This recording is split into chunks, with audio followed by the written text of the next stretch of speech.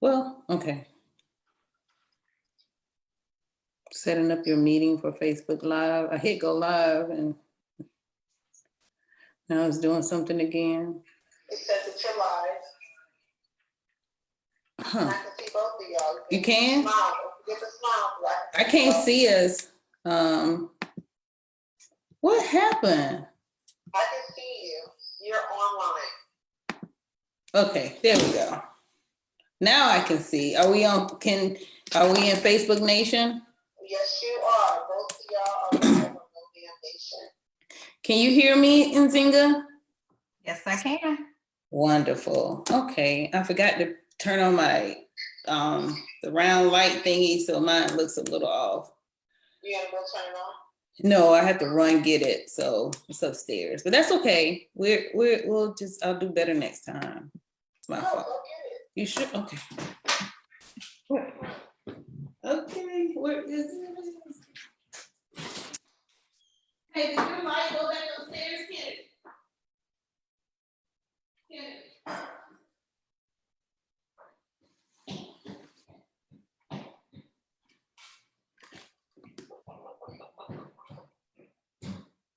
You all right. Get it. Did you take the light?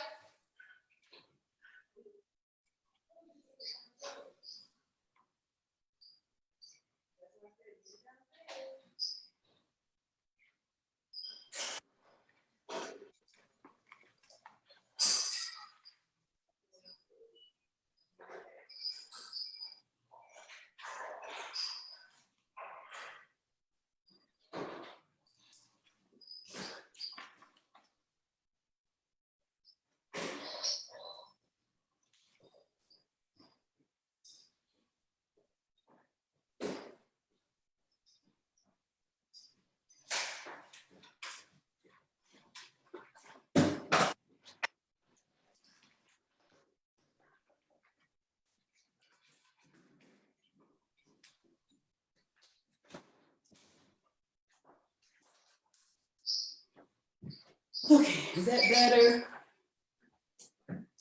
That better? A little bit? Yeah. Lighting is really nice, Nzinga. Thank you. Okay. So I can't take, let me turn this. Tamara, do I need to let you off of this one? What do you mean? Keep you on speakerphone? Unless, do you want me to text you your questions? No, I mean, whatever's easiest for you. I know you doing the school.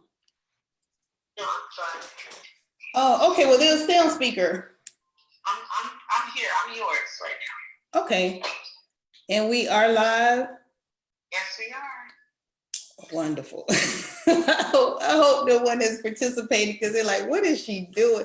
If there is anybody actually on here other than Tamara and Nzinga, I apologize. Yes, Yolanda said hello. Hey, Yolanda, I'm sorry. I specifically asked my 15-year-old not to take the round lighty thing, and she takes the round lighty thing. So I had to run get it. And so, but anywho, so welcome back, Nzinga. Thank you. Did I pronounce it properly? Yes and no. So give it to us Depends correctly. on who you ask. Say that again. I said depends on who you ask. Your mom or everybody else, right? So for those that were not with us or that had a chance to see the pre-recorded that we did last week, we talked about coping through COVID. And our guest clinician is, tell us a little bit about you again, please, and pronounce your name correctly. Go ahead. I'm Nzinga Benton, and I am a licensed professional counselor, and I've been in this field for 8, 9, going on 9 years, I think now. And so I provide counseling. I have a private practice, open door counseling, in addition to a full-time job, but I provide counseling to families, couples, individuals, children. I got my background in started working with children and just have grown to work with everyone now. Okay, well, so in your day job, are you in the clinical space as well? I am not as much as I am with my private practice, but I am. I do provide short-term Okay. counseling sometimes in my role, or I help to link employees with, so I kind of like run, not really run, but work with our EAP program, is employee assistance. And so really link employees with resources and supports, immediate support. So if it's counseling support right away, and whatever supports that they may need so they can be well. Okay, well, thank you. Mhm. And so we had a really good conversation or discussion last week, and just the information, because what we talked about is this COVID thingy, like I always call it the COVID thingy, and how, it's a serious situation, and some of us are not really embracing it, I think, as we should, but some of us are embracing it in a manner that is limiting us from our daily activities, or worry and concern and stress and so on and so forth. So, and Zinga came in and she gave us some really beneficial information that I think just kind of shifted the way, she used the phrase, our new normal. And so I thought it was just so appropriate, because, this is it. This is what I think we will be in for a little bit longer. So do we face it, chin up, shoulders straight, or do we slump and hide? And I think we can resume our lives just by adhering to what the CDC is telling us to do, and tapping into resources such as Nzinga. So I can't tell, based on how we have the program tonight, I can't tell if they're I can't really see if anybody's participating, but if you have questions, please send them to us, and then she will definitely answer them. So, so going back to, here we go, we're facing Thanksgiving. Actually Halloween. And we've made a decision pretty much that we're not going to, pass out candy. Maybe a couple of kids or people we know. But so I think collectively, we as a nation, so to speak, are okay with, moving past Halloween. But the big one is next, Thanksgiving. And talk to us a little bit about, just somewhat reiterate some of the things you shared with us about, what we're facing and how we can better cope this time. Okay. So definitely, as we are thinking about Thanksgiving and the holiday season period, this is the time where we can create new traditions. And that's something that I said last week, is that we now, because we define this moment for ourselves, we can easily, like you said, slump down and go like, oh, woe is me. Or we can stand up, square our shoulders, and face this with new traditions, with new ways of doing things. Nothing says, it's been ingrained that Thanksgiving looks like this, feels like this, sounds like this. This is what we do. And this is the day we do it. And why can't we, as family and friends and as just humans in this world, create what it is for us?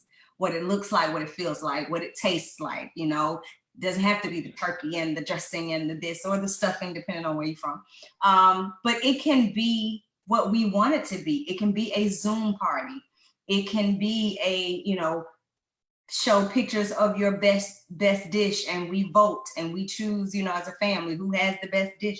It can be what we want it to be. Right. It can be a time of Thanksgiving in the home with just your immediate family that lives in the home. You talk about things that you're thankful for, write things along the wall, right? And so everyone sees what we're thankful for, things like that. It's just a time where we create. I love that. Writing on, and when I was growing up until my grandmother passed, which was several years ago, my family, that was the time when everyone got together. And my grandmother had 11 kids. So you take that 11 kids, and on average, each child had about 2.5 kids. So it was always a lot of us together, and that was one of the traditions. We would stand around and we would hold hands. and pray, and then everyone had to share what they were thankful for. And so that's something that, we carried on, with my mother prior to her getting, really sick. And now you're making me think even more like what I need to dump into my kids in terms of a tradition. So I appreciate you saying that, because it did make me think about, we do still have a lot to be thankful for, even in the midst of this pandemic. There's still, goodness and grace. So I love the fact that you're talking about the Zoom, because I was like kind of anti-Zoom. Like, I ain't doing no Zoom. I don't like where I look on Zoom, whatever. So I pushed back a lot on it. But I've learned, well, of course, with us doing these Zooms now, but I'm starting to embrace it a little bit more. I think it's just the way it's presented and what the topics are that can compel you, and it can be more interesting. Another thing I wanted to talk about, even if it was not COVID, people get depressed a lot around holiday seasons, and depression is real. And I've learned not to make light of it anymore. When you're, we posted something on Facebook the other day, and it was a kid not wanting to wash dishes. And it was a meme, and he said, "I'm depressed." And and the ladies in the group, they came back with a variety of different responses. And I think if I ranked them, the number one was, yeah, but get your butt in there and wash those dishes, And then, but I also, because I've experienced a severe tragedy with a depressed child, and we lost him. And so I don't look at depression the same. I don't make light of it anymore. This child was a baby, basically a teenager, and we lost him to depression, to those. So when I see, sometimes I feel like my mission, part of my mission is in life, is to, because I appreciate when people educate me differently, give me a new perspective. And with No Ma'am, I try not to jump on this. Don't say this, because that definitely doesn't work. But what I did say is, some of this stuff is true, but depression, it could be from environmental issues, genetic issues, and it was a third one that I listed. But I want you to talk to us a little bit about the realness of depression, particularly in holiday seasons, not just amongst teenagers, but a lot of adults. And what can we do collectively or even individually, and to just take it a little bit more serious and recognize it for what it possibly could be. Okay, so I will say definitely during the holidays, depression is something that exists, and it is real, period. During the holidays, a lot of times you do see a heightened number of people who are or exemplify, I guess, depressed symptoms because of loss of loved one, isolation sometimes, especially, now with the pandemic. But even prior to that, there's a thing called depression. So what do we do? First of all, those of us who we pay attention, right? Those of us who may not necessarily be sitting in the seat of depression, it's important that we pay attention to our family members and our friends, and that we see and look and we be the eyes and the ears and give a nudge and give a call and check on them. Those who may find ourselves in the seat of depression, we reach out. I will say sometimes that's easier said than done, because if you're in that seat, you're not thinking about reaching out sometimes. Right. But I'm hoping that in this moment, even here in this, that's something that will spark in you. Because here's the thing, if I can't see you now that we have this pandemic that divides us, I may not know that you are going through depression, or, if I'm not talking to you. So there is some onus that the person who's experiencing this has to take for themselves too, to reach out to people, to maybe reach out to a professional counselor, maybe reach out to friends, to family. One of the things I always say is to allow people to have their moment, but I'm like, let's let it be just a moment, right? Because I think that's fair. If you're sad and if you're not feeling well and if you want to just be by yourself in this moment, to give people permission to do that and give yourself permission to do that, but to make sure that it's a moment. Right. And if it seems to linger beyond a moment, we definitely need to pursue professional help. Exactly. This thing, I mean, you're the expert in this space, but I do believe in our community, a lot of things are, just, and still, I'll say still, a lot of things still linger when it comes to mental health. I remember growing up and one of my cousins, he had a seizure disorder. So he would take off running, whenever he had a seizure. And then when he would stop and fall, he would convulse, seizure. And the first thing everybody started doing was looking for a spoon to put in his mouth. And so, flash forward, no, don't put a spoon in the mouth of someone that's having a seizure. And I think I use that example because I think a lot of our, not all of it, obviously, but some of our thinking is very dated. You no longer put a spoon in a person's mouth that's having a seizure, and you no longer dismiss a person, even a kid who don't want to wash dishes, as just don't want to wash dishes. Sometimes that might be true, but I encourage and challenge us no-mammers to just start thinking a little bit differently about what may look normal may not be normal, and not to hesitate to tap into the Nzingas or the folks that are in your reach, or 800 numbers. Because they got plenty of them out there with depression, and especially if depression runs in your family. If your Aunt Jane or Betty was just always odd or different or whatever, and now you noticing some of those behaviors in your kid, do you agree not to dismiss that? Yes, and I'd say, period, especially when it comes to children, I'm very hands-on to even kind of go back to the meme that you were talking about with, the child, saying I'm depressed and everybody saying, go wash the dishes. Like that for me is a sensitive spot when it comes to children, because what we forget is that they're humans first. We say, I'm the parent, you're the child.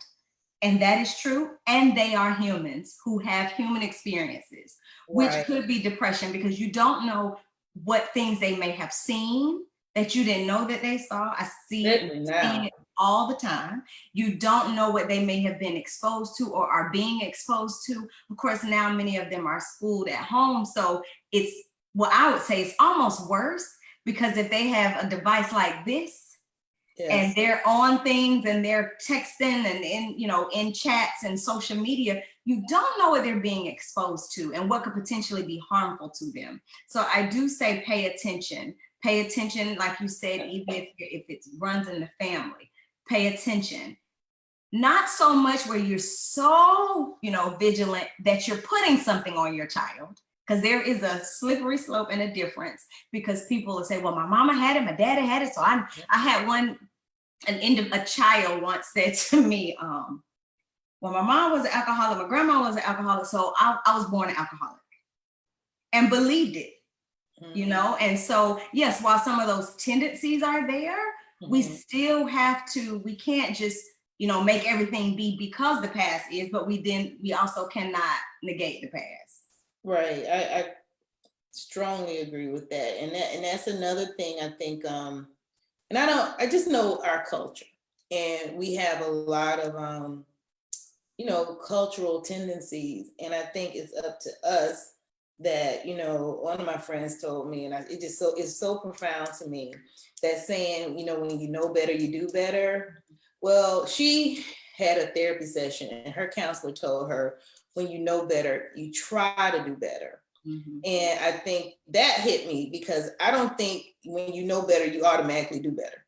especially if it's habitual and it's some shit you've been doing, forever. And then someone says, no, that ain't how you do it. And then you automatically fall into that. And I don't think that's true. I think you graduate into doing better, but you're conscious of it, and then you hopefully make better choices, but sometimes it takes some effort and some practice. So it's, as I said, just dropping nuggets on, because I learned a lot from the ladies in No Ma'am. I learned just more than I think they know they even afford me, just from the camaraderie, from the laughter, and sometimes support. A lot of times, I mean the support, but sometimes just some nuggets that you didn't even think about, and people that, I don't know a lot of these ladies, but I love the fact that the commonality is there.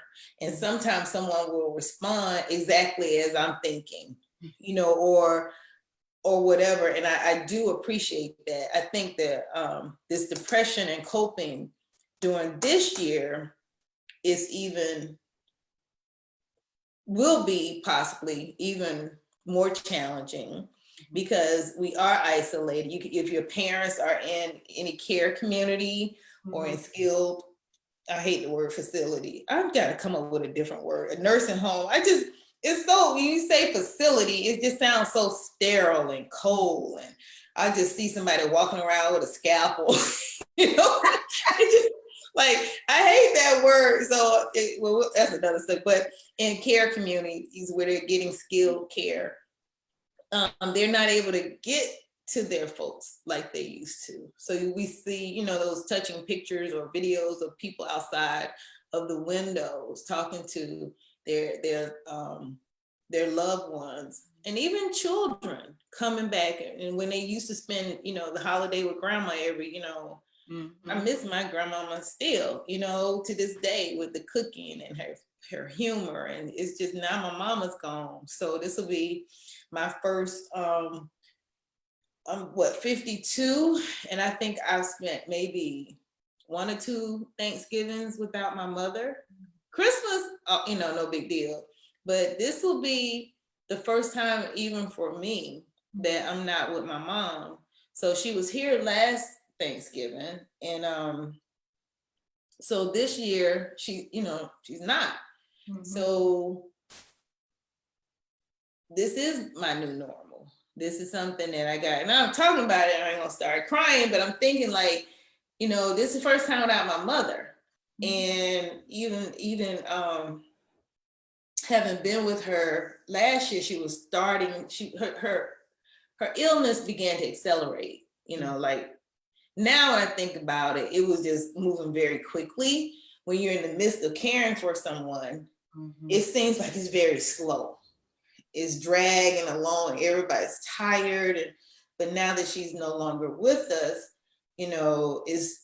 is different. It's gonna be very different, with me negotiating her absence, so I will definitely embrace, your tips and what you suggest that we all do collectively, because, not just COVID, but, some of us won't have our husbands or mothers or parents, and not because they can't drive, but they won't be here this year or next year. So that's a lot to think about as well. Do you have any suggestions for those that may be grieving in this space? So one of the biggest things when it comes to grief is that you have to give yourself permission often, but you have to give yourself permission to grieve, right? And there is no right or wrong way, and there is no length of time. We have been fooled a lot of times, even by clinicians who say, hey, there are stages of grief and you are here. And then you're going to be here. And then you're going to be here. Well, no, you may be all over the place. And you may not even be in any of those stages that are mentioned. You may be somewhere off over here. So giving yourself permission to grieve the loss, and understand that definitely when we come across, times such as these, those times where we usually spend with our loved ones, take a moment and honor them. you know, and find, so Thanksgiving was your thing, you know, find something here, going back to the new tradition, maybe even finding something to do that honors your mother, right? Thank you. Doing those things that honor the people who are no longer here, because we don't want to ignore the fact that they're not here, because a lot of people say, well, just get over it, let's just go, let's have a good time. No, we're gonna sit here. At least I am. And maybe you don't want to join me, and that's fine, but I need to sit in this moment because I'm trying to still figure this moment out. And when it comes to grief and loss, what I also say to people is, we don't know what we don't know. So the triggers like Thanksgiving you are aware of, but there's something that may happen that you have no clue about. You may see a car and have a moment. You may see a television show and have a moment, hear a word, hear a thought, see a bird, you know, just doing the most random of randoms. And here comes the thought of mom or my dad or my brother or my cousin or my child, whomever, and give yourself that permission to grieve 5 years, 10 years, 10 days, 10 minutes from now. I appreciate that. And thank you. Because I will honor her this. I will make that a part of just to, you know, to say her name, to just have a moment with mama where, you know, because it's one of those situations like my grief with my mother, it just shows up. You know, I'm driving from, one morning I was headed from the gym and I was talking to one of my girlfriends on the phone, and I just, you know, she's like, what's the matter?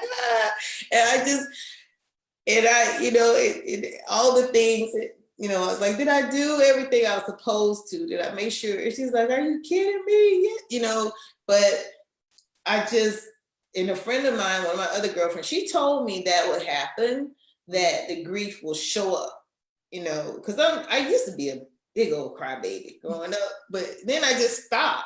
And then I felt like there's something wrong with me, because, you know, I'm crying at the wrong times and I'm laughing at the, you know, it's just, was just, everything is just crazy right now. And you don't understand, I think personally, because the one thing I did learn is that everyone did not have a great relationship with their mother, but they may have had a great relationship with Miss Ann that lived next door.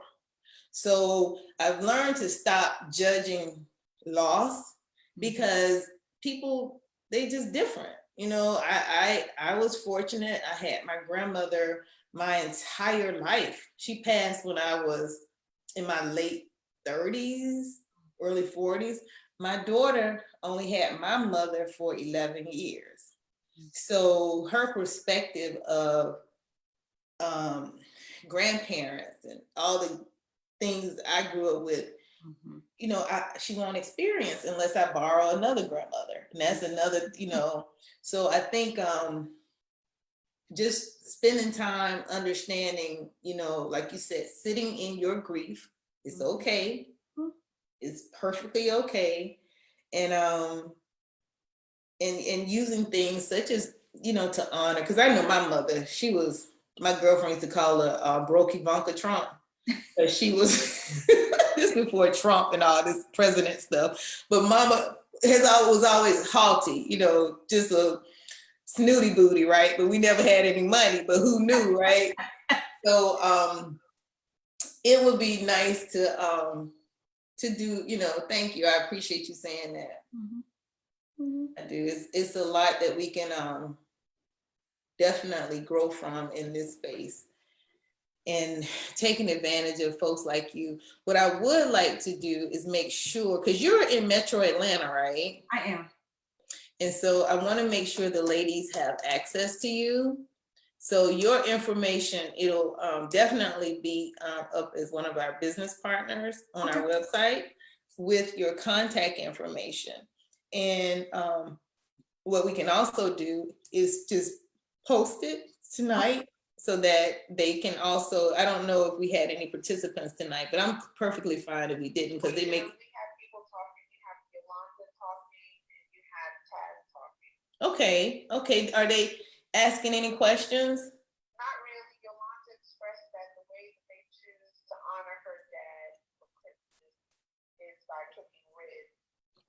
Oh, that's great. Oh, did you hear that? No, I didn't. Tamara said that Yolanda, one of the ladies watching, Mhm. she honors her dad by, I don't know, is it Yolanda? Which one? What's the last? Huh?